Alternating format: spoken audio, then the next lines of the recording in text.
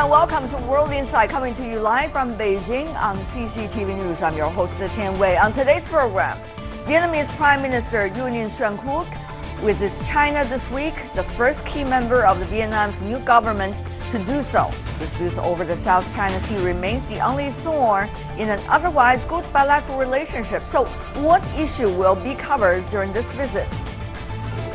And this year marks the 15th anniversary of September 11th terrorist attacks on the United States. It has also been a year of numerous deadly terror attacks around the world. Is the war on terror having an effect, or has the approach failed so far? And we begin today's show with Vietnamese Prime Minister Nguyen Xuan Phuc, 6-day visit to China. He arrived in Beijing and met with Chinese counterpart Li Keqiang after attending the China-ASEAN Expo in the Guangxi-Zhuang Autonomous Region. China-Vietnam relations have shown some positive development momentum since last year, with early results in maritime, land, and financial cooperation. So what can we expect from this visit from Vietnam? We will go to our panel for analysis, but first, take a look at this. Seeking closer ties. This is the first visit to China for Vietnamese Prime Minister Nguyen Xuan Phuc since taking office. During a meeting with Chinese Premier Li Keqiang, both sides agreed to make efforts to promote the stable development of bilateral cooperation. The new Vietnamese leadership was elected earlier this year. Some say their outlook will shape the future of China-Vietnam relations. Extensive progress has been made in economic cooperation between China and Vietnam in the last few years. Bilateral trade is increasing year on year, and many other projects are also underway. For example, Ping Siang, a city in Guangxi on the border with Vietnam, is set to become a new opening up pilot zone. It's expected to play a positive role in promoting the Belt and Road Initiative. As an important member of ASEAN, Vietnam also expects ties between the group and China to bring further opportunities. China is one of ASEAN's most important partners for economic cooperation. ASEAN is China's third largest trading partner, and ASEAN has become a major investment destination for Chinese enterprises. These achievements have laid a solid foundation for further cooperation.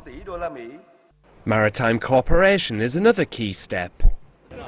Recently, China and Vietnam conducted joint patrols and oil exploration activities.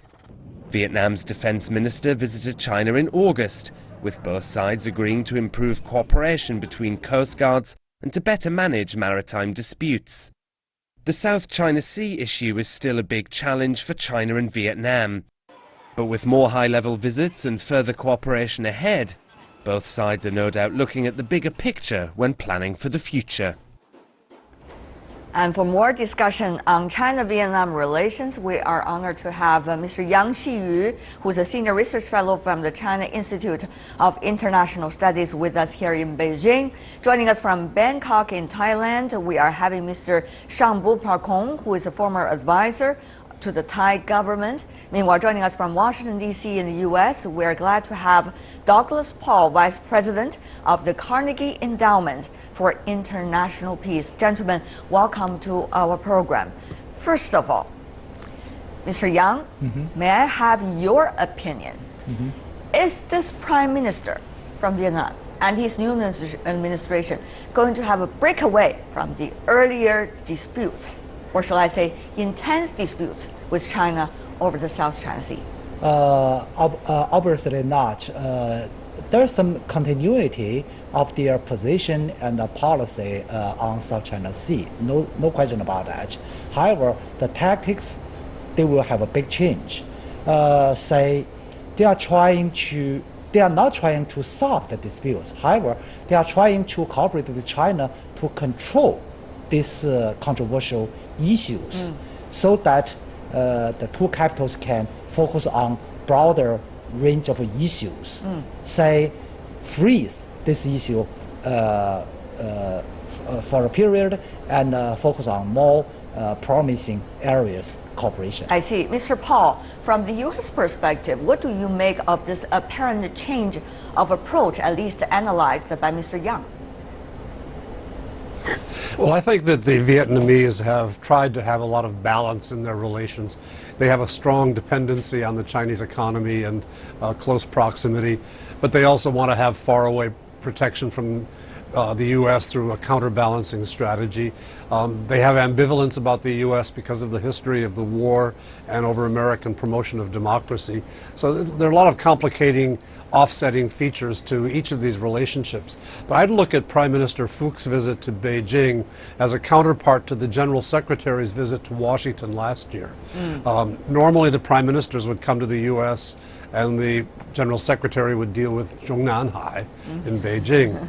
But now they're changing roles in the last year, which I think just reflects the way the Vietnamese are trying to balance both their relationships with the U.S. and with China.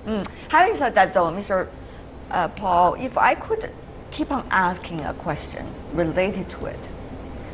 There have been analysis coming both from outside Vietnam and also within Vietnam's think tanks themselves that Vietnam could choose among several choices strategically. One, keep on hedging between China and the United States to get the biggest benefits for its own interests. Secondly, ally with the United States against China, as some say. Thirdly, increase its own military power and therefore to be quote-unquote more independent regionally and also toward its neighbor as well as the U.S. What do you think of these two strategic choices? Well, I think that the first choice is the one that they prefer. It allows them the maximum flexibility. If circumstances develop, if we get into real conflict, they may be forced to think about allying with outside powers against China, but we're not there yet. We're a long way from that, and the evidence from both Beijing and Hanoi is that the governments there are going to try to prevent that kind of extreme situation from developing. The final option is really not available to them. Independence against China would be a peculiar outcome. The Vietnamese are too strategically minded based on their long history of working with China through all kinds of difficult and good periods. So I don't think that that would ever be an option that they would take seriously. I see. Mr. Yang here in Beijing, I want to also throw the same question to you. When you particularly look at Vietnam becoming one of the biggest arms buyers in the world, and it has secured 500 million US dollars loans in military cooperation with India, and it has pursued certain kinds of military cooperation with Japan as well. Meanwhile, it has been very active in approaching Russia at the same time. What do you make of Vietnam's choices, possibly? Well, part of your questions has been the answer of this question. For example, I don't want to have a loaded question, but anyway. Yeah, some of the points or facts you mentioned in the question actually is a part of the answer of the question. For example, the all-dimensional diplomacy of Vietnam, you mentioned, is the base for the Vietnam's strategy. Say, not only hedging between China and the United States, they're hedging the multi-players, even India, relatively not big as the United States, but also a very important regional power, are going to be a global power. So from the global to regional, all important powers are under scope for Vietnam to engage. So basically, multilateral hedging, that is the characteristics of the current Vietnamese strategy. All right. Mr. Boon Park Kong, thank you very much for your patience listening to the other two panelists. I do want to address a similar question to you as well. From the ASEAN's perspective, of course, Thailand is one of the members of ASEAN. Is Vietnam's approach now toward China and toward the United States, for example, typical choices strategically for ASEAN countries as South China Sea dispute somewhat cool down, but still high on the agenda in terms of alerts? I believe that that's been too much brouhaha made about this conflict. The United States, in order to assure ASEAN friends that they are not ignoring, for example, the Philippines, for example, decided, to come in and make things a little bit more too much of a news headline in the world. But as far as Thailand looking at this issue between ASEAN member and China, I see a lot of really not too negative, and it's heading to the right direction. After the initial World Court, and China has come out with various statements to more or less to assure the freedom of navigation and pledge cooperation with joint development. I think that China want to maintain this, in a way, balance as well, but there are not quite a complete consensus among ASEAN themselves, but I think that they prefer to talk without being a headline news, and that may have been a better approach for peace. Right. And therefore, I think that if everybody stay cool, it's not a bad situation as compared to North Korea. So I'm a little bit more optimistic in this regard of major trade and security relationship among ASEAN and Vietnam and Philippines, plus Thailand. Mr. Bumparkong, if I could, are we going to see a going back to the so-called good old days in which the relationship between China and the ASEAN countries, Vietnam of course included, going to be mostly shaped by economic and trade ties rather than a strategic competition between China and the United States vis-a-vis ASEAN countries, Vietnam included? I think in general, with the modern world, the mutual dependencies in trade, I think that's a goal we all strive for, and it's very much possible. China trade with Vietnam and Thailand and Malaysia are exactly identical number at 66 billion, and they are growing. They expect to be 100 billion for Thailand, and between relationship with Chinese and Vietnamese trade, that's remained to be unseen. But however, I see more prosperity in trade, not conflict, since we have structure to deal with any type of misunderstanding. The key word is steadiness for mutual parties. Okay. If we talk about economic and trade ties, usually numbers are very important because they are the facts. So let's take a look at some of the numbers that we have on hand. Economic cooperation, main purpose of a Prime Minister of Vietnam's visit to China, of course.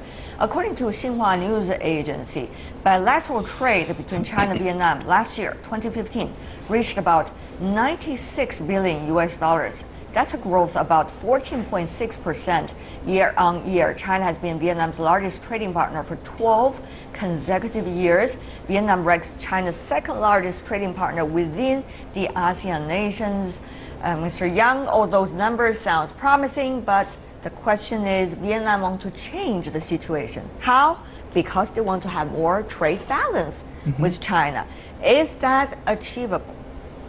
Yes, absolutely, but it will take time, simply because of the current imbalanced structure caused leading to the imbalanced trade. For China and Vietnam, both China and Vietnam now have been speeding up its respective structural reforms, and at least the Chinese government has determined to make the balance through the structural reform. China realized without the relatively balanced trade, such a big bilateral trade cannot be sustainable. Actually, by this visit, how to deal with the imbalanced trade between two countries is one of the most important topics between the two prime ministers. Mr. Paul, some have been comparing Vietnam today with 10 years ago China. Of course, you could say that's not necessarily very appropriate, but when you look at the political system, the specific ruling structures, when you look at also China's growth as an economic power 10 years ago, there are certain similarities. Is China's examples, experiences, and even lessons going to be necessary, useful for Vietnam, you think? Well, I think Vietnam has drawn a number of positive lessons from observing China's reform and opening process. And they started a decade after China, after the 1986 Party Congress, and had some fits and starts, but most recently have been gaining momentum. Their economy is not as integrated into the globe as China's has been since joining the GATT and WTO mechanisms, and so they have not quite the same pace of growth. But on the internal side, the political side, since you mentioned it, they do have a very different pattern. They have much more internal checks and balances, and they're much farther along than China on developing intra-party democracy. There are a lot more elections for positions, contested elections. There are people in the National Assembly who are not from the party.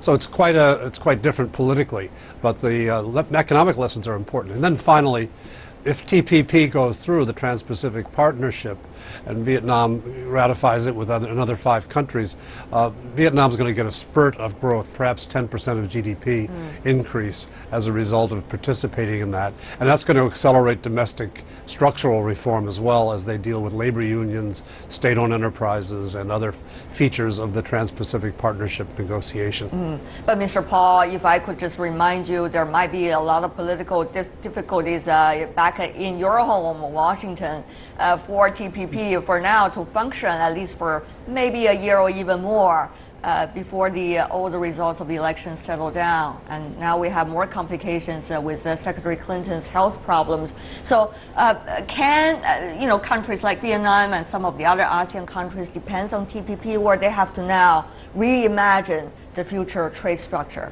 Briefly from you, sir. Well, I think the future trade structure should be reimagined all the time. Globally, as we're looking for an opening, doing these regional trans-Pacific, transatlantic trade deals is designed to build momentum toward a global round that the Uruguay round and the Doha rounds have been unable to deliver so far. But that's then, later on. For now, TPP is a very promising operation for Vietnam. If they can get 5 other partners, then it goes into operation. Now, the big goal for the Vietnamese and other smaller economies is to tap into the Japanese and U.S., Canadian, and Mexican economies so they can really produce growth. But if they don't get the U.S. for a while, they can still get the others, and that will be advancing Vietnamese economic progress. I see. Mr. Boonprak, what do you make of the ASEAN countries' trade perspectives vis-a-vis China, and also vis-a-vis the future development of restructuring global trade? Briefly. I imagine it would grow and grow, just like you mentioned in the past, since the region really have trade with China since Ming Dynasty, and therefore I expect that I think the China leadership would trying to facilitate this growth by a reasonable trade and security policy. And so far, I think China trade with Thailand has been positive on both sides, and I know in the Philippines, in Singapore and Malaysia, they are growing. And the new Philippines are coming on board. I think no longer are using the issue of Spratly Island to do probably more regional rather than bilateral. So I foresee a potential really exponential growth with the region. Very interesting over there. Of course, the Philippines making certain kind of adjustments. Vietnam is observing very closely about that. Before we go, Mr. Yang, here in Beijing, I do want to ask you a very important question. That is, some have been suggesting, some Southeast Asian countries, Vietnam included, has been defining themselves against the pushing back against China. Of course, that's some opinions, not necessarily represent all. But where do you think these countries can find their own identities? And where do you think is the future potential that China sees with these countries, of course, including Vietnam? This year, let me put it by this way. This year is the first year for ASEAN community. And I think the process of community will make ASEAN in a more mutual middle ground among the players. Just look at the ARF. they are at the middle ground. All the powers come together under ASEAN's leadership. So only when ASEAN is successful to maintain their neutrality among the powers, then ASEAN can keep the leadership in this region. So I think from now on, ASEAN will strengthen further their neutrality among the powers by playing relatively equal distance diplomacy and strategy among the powers. Right. Never guess ASEAN will lean on which superpower. That's not the picture. The picture is ASEAN will be more and more independent by the multilateral, multidimensional diplomacy. I see. We've got some very smart Southeast Asian country neighbors, I guess. Mr. Yang, thank you so much. Yang Xiyu, Zhang Puakong, and also Douglas Paul. Gentlemen, thank you so much for being with us and sharing your insights on this issue. Thank you. Stay with us here on World Insight. Coming up in our final segment, Americans gathered on Sunday to mark the 15th anniversary of September 11th terrorist attacks. These past 12 months have been many deadly terror attacks in Europe, Africa, Asia. Does this mean the war on terror has failed so far to make the world safer? That's a big question mark. Sunday marked the 15th anniversary of September 11th attacks. Americans commemorate the tragedy with a recital of the names of the dead, tolling church bells, and a tribute in lights at Ground Zero, the site where New York City's massive twin towers collapsed.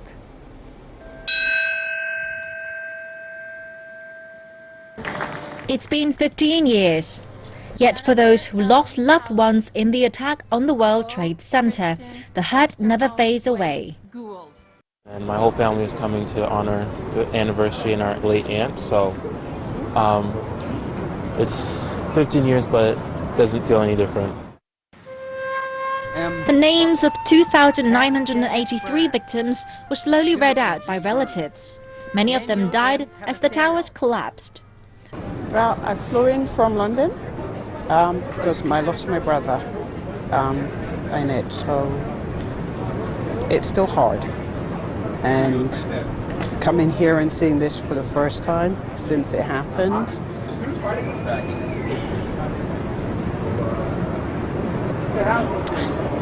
it's very hard. 15 years ago, an American Airlines passenger flight slammed into the side of the North Tower. The South Tower was hit by another United Airlines flight within minutes. The Twin Towers collapsed in less than 2 hours. A third flight was also crashed into the Pentagon in Virginia, leading to a partial collapse of the building's western side. A fourth crashed into the field near Pennsylvania. All 4 planes were hijacked by Al-Qaeda terrorists. The attack has been the worst on the U.S. soil since Pearl Harbor in 1941. The attack led to the U.S. military actions against the Al-Qaeda in Afghanistan and Iraq. Although there were victories such as the killing of Al-Qaeda leader Osama bin Laden, Western countries have been deeply troubled by bloody terror attacks since. The terrorist threat has evolved, as we've seen so tragically from Boston to Chattanooga, from San Bernardino to Orlando. So, in Afghanistan, Iraq, Syria, and beyond, we'll stay relentless against terrorists like Al-Qaeda and ISIL. We will destroy them, and we'll keep doing everything in our power to protect our homeland. However, according to a Gallup poll in March, 48% of Americans surveyed were completely worried about the possibility of a future attack. 23% said they were worried to a certain degree. Despite the rollout of many precautions aimed at preventing and dealing with planned attacks, public security remains vulnerable. And for more on September 11th's legacy, we are joined in Beijing studio, Ms. He Wenping, professor at the Chinese Academy of Social Sciences. Welcome. In Washington, D.C., Mr. Kamran Bohari, who is a fellow with the program on extremism at Georgetown University Center for Cyber and Homeland Security.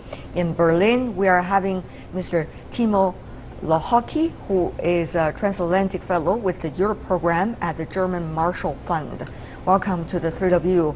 I want to start with you, Mr. Bohari.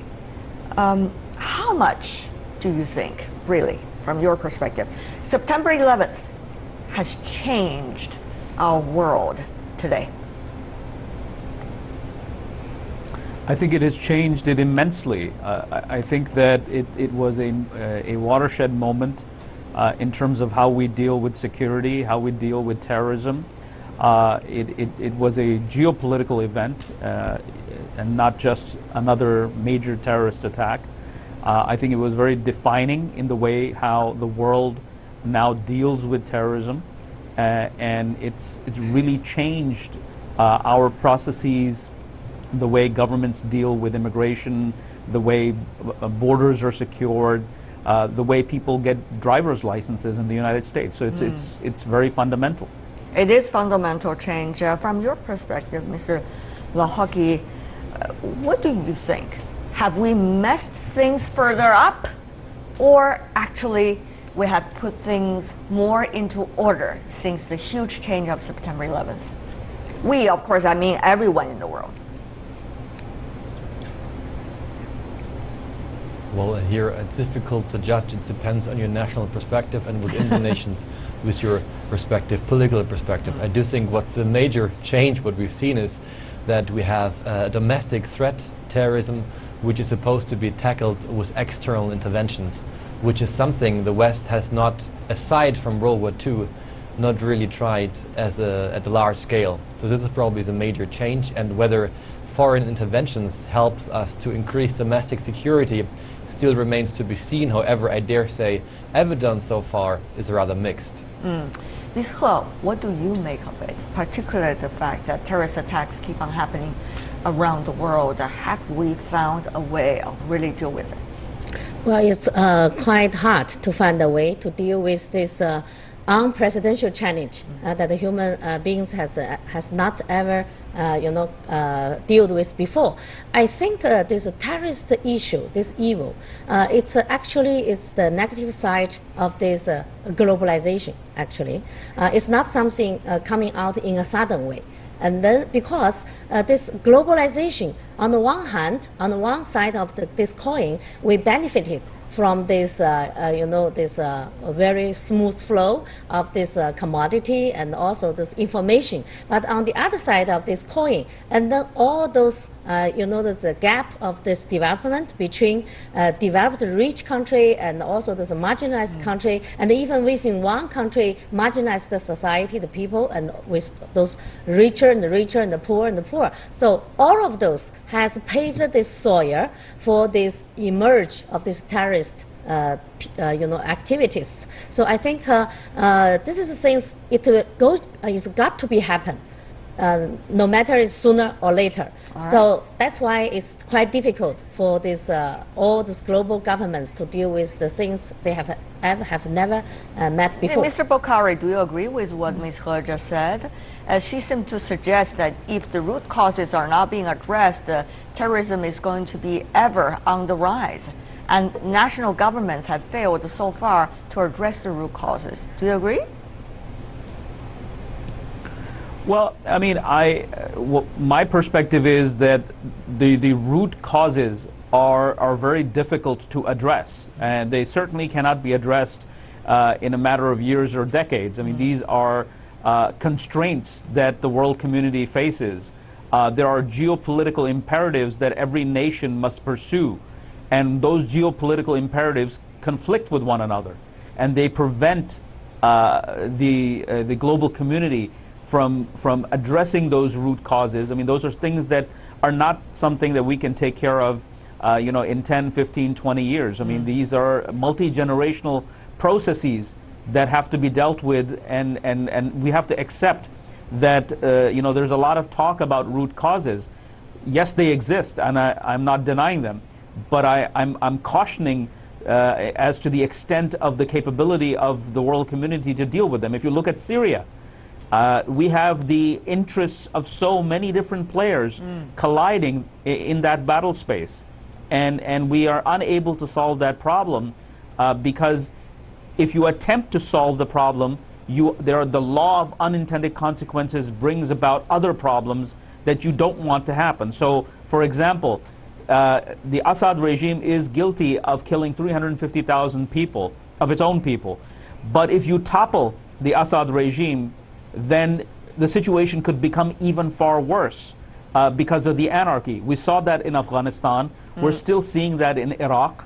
And so root causes is a good term and a legitimate one. But to expect to be solved, I think that's asking for too much. All right. Mr. Lakaki, what do you think? I mean, it seems root causes, at least according to Mr. Bokhari, hard to address, not in a short while. And then we make some strategic choices, including external interventions, which have not been successful, only messy things up. Meanwhile, all these ideological and also geopolitical tensions get on further pressure on national governments and the interactions on top of the already complicated geopolitics in the world. Mr. Lakaki, in Europe, you face that as well. Where are we going, do you think? Yeah, I entirely agree with the statements of the person speaking before me. I do think this is what we currently see. Global terrorism is not so much a sign of globalization, but rather a sign of how the international community is failing to address global changes in the united community. But as we just heard, theoretically speaking, the global community would be capable of addressing these issues if it would act unitedly. However, as we just heard, this is very difficult given there's different geopolitical imperatives, and you need to have backing at home in order to address these challenges. If I might give a different example here, which is now in the first page of the newspapers in Europe, aside from Syria, we have a very deteriorating, complex situation in Libya, which is also, say, an unstable regime, which is calling for, or say, suffering under a half-hearted intervention from Western forces. And theoretically speaking, the West, or Europe, France, Germany, the UK, they could intervene, but this would cost a tremendous amount of, say, losses, military losses, which these governments have a very hard time to sell at home. So you might say terrorism calls for responses which democracies or market democracies are very, very much struggling to cope with. Right. So basically you might say, in order to increase domestic security...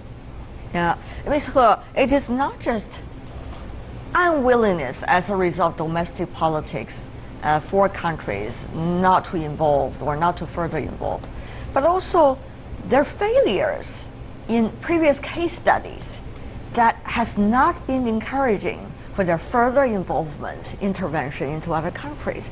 Iraq is a big, big example.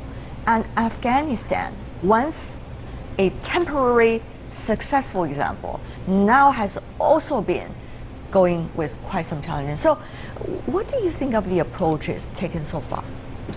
Well, I think the anti-terror should be taken as a comprehensive approach. If you only use the war, revenge war, to tackle those terrorists, I think that will be ended in failure as well. We have seen very clearly from those two wars, Afghanistan war and also the Iraqi war. You just, if you just top down those authorities there, and then you failed to build another one. So-called Plan B. Yes, so Plan B. So that's why I think we still need to address those root causes. So that means economic development, and also how to improve those, especially those bottom, those masses, their livelihood, how to tackle those, preventing those spreading of those extremist idea, those jihadist idea. So those ideas easily to penetrate it into those marginalized group. So that's I think it's comprehensive strategy, socially, culturally, and economically, not only to do the war, through the war to tackle the terror. We have seen some interesting signs on both sides. You know, there has been no airplane hijacking since September 11th attacks, thanks to the security measures taken by various governments concerning aviation industry. But at the same time, we've seen homegrown terrorism, as many of our panelists have already mentioned, remains a huge problem. Take a look at some of the numbers. more than 300 jihadist terrorism cases in the U.S. Alone. This is only one country, one example since 2001, with perpetrators having an average age of 28 years old. A recent survey also shows that 49% of Americans say their main concern about the government's anti-terrorism policies is that it has not gone far enough to protect the country. Meanwhile, 33% say those policies have restricted civil liberties too much. Of course, you got opinions from different sides. That is only one country, the United States alone. As we all know, there are also examples inside Europe, particularly with the recent Syrian crisis. So I want to address these questions to the other two gentlemen. Mr. Bokhari, on the one hand, you see this complicated domestic terrorism situation. On the other hand, you also see population being divided as a result of suspicion against one another, a lack of diversity. For example, reflected in some of the presidential campaign rhetorics in your country. What do you make of these very two extremes, Mr. Bokhari? Look, I think that elections anywhere, wherever you have elections, will carry rhetoric. Yeah. Politicians will promise the public pretty much everything they can in order to win the election. So campaign promises are rhetoric. In my line of work, we say don't follow what people say necessarily, follow what they actually do. Right. Every time an American president election happens, you look at the rhetoric and you say, okay, this is different. But the key thing to note here is that once an election is over, whoever wins, regardless of party, regardless of personality, they face the same narrow menu of options in terms of policy choices. There isn't a clean slate. So if you compare the Bush administration with the Obama administration, there's not a whole lot of change. Yes, right. there is some change, but fundamentally you have the same hardwired problems. So President Bush came to power saying that we have no business nation building. Then 9/11 happened, and he had to do exactly what he opposed in his rhetoric. President Obama came and said, only if we, dealt with the Muslim world in a more cordial way, and if we did outreach, and things would be different. We saw the current president, do his outreach. He gave the speech in Cairo. He reached out to the Iranians. Right. But in reality, there's only so much that can be done, and therefore we need to separate campaign rhetoric from actual policies. Presidents don't do what they want to do, they do what they have to do. All right. That, of course, is one aspect of the argument. The other aspect is whether there have been a lot of soil for campaign rhetorics to grow and to win so-called hearts and minds within a country or a culture. That's another argument. Having said that, though, Mr. Lokaki, I don't want you to comment about U.S. politics, but I want you to look at it as an interesting phenomenon. Today, on September 11th, President Obama gave his speech, and he's been talking about don't let those divide us. Obviously, some were suggesting he's having a veiled arguments against some of the, rhetorics with certain candidates inside his country. I don't want you to comment about American politics, but the thing is, how much can we change the situation before things get better? It would always get worse, Europe included. And China, we also face terrorism as well. So I want to get your opinion, Mr. Lokaki, for the next step forward. Where is it? I do think it's very wise, as the gentleman just said, to take a broader perspective on the matters. Terrorism as such is currently presented as a very new, very recent phenomenon. However, especially having a good look at the European theater, terrorism is nothing new. In Spain and Germany and France, we've been exposed to domestic terror actually since '45, and the the people who died in terrorist attacks in Europe is actually going down remarkably over the last 10 years. Compared to the 70s and 80s, this is a rather, say, as odd as it sounds, peaceful time we're currently undergoing in Europe. And this means what's, you might say, an opportunity for us to think about is not so much what's actually happening, but what kind of rhetoric do we make out of this? So you might say, do we stir up the pot? Do we try to play with the fears as a citizen? Do we overpromise and underdeliver? Do we suggest we have easy solutions at hand? Or do we say, rather forge a message which is more sobering but more rational, saying this is something we have to deal with, we have to cope with for the upcoming 3-4 decades. There is no quick fix, and people will die. We will all we can do. We will try to basically ameliorate the situation, but to temper down the hopes of the citizens. And if we do that, this will then decrease polarization, because people will then not think there is a quick fix, meaning they will not be as disappointed if a new terror attack is happening. Ms. He, before we go, final words from you as well. So de-escalation, I do think. Okay, I got your word, de-escalation. Ms. He, before we go, final words from you as well. Well, I think anti-terror should be a global campaign. Especially, we should against those double standard approach.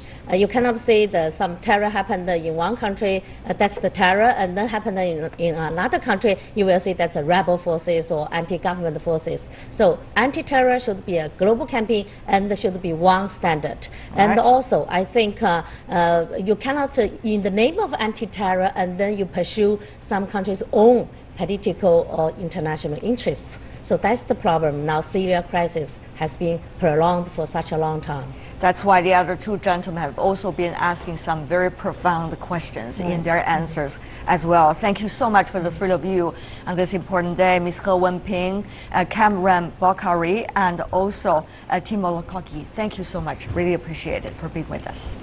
That is all the time we have for today. If you'd like to see more of our program, visit our website. Just type in World Insight CCTV News into your search engine. You'll be able to find us, or you can also check out our YouTube channel. From me, Tian Wei, and everyone on the World Insight team, thanks for watching, and tune in again tomorrow for more insights from across China and around the world. Good night.